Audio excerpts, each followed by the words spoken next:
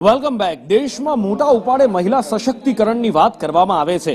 એવું નથી કે એના ઉપર અમલ નથી થતો, અમલ પણ થાય છે. હમણાં જ 8 તારીખે પણ આપણે જોયું કે મહિલા દિવસ રંગે ચંગે ઉજવવામાં આવ્યો હતો. વડાપ્રધાનની સુરક્ષામાં નવસારીમાં કર્મચારીથી લઈ અને ઉચ્ચ અધિકારીઓ સુધી બધા જ મહિલા પોલીસ હતા અને એક જબરદસ્ત એક મજબૂત દ્રષ્ટાંત પૂરું પાડવામાં આવ્યું હતું. પણ કેટલીક જગ્યા કેટલાક ખૂણા દેશના એવા છે કે જ્યાં આજે પણ મહિલાઓના હક પર તરાપ મારવામાં આવે છે અને આવું જ કંઈક થયું છે દેશના એક રાજ્યમાં. સંજય પાસેથી જાણીએ.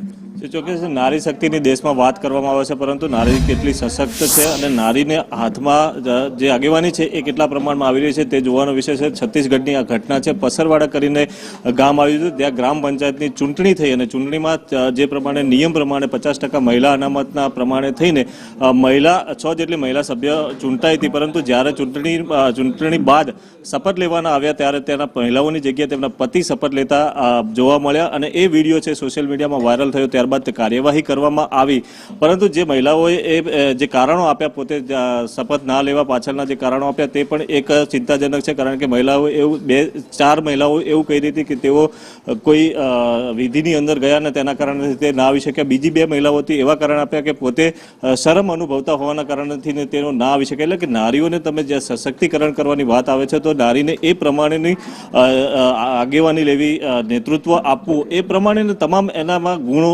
વિકસાવવા માટેના પણ પ્રયાસો સરકાર તરફથી કરવા જોઈએ. જી, આગળ આપણે બતાવીશું.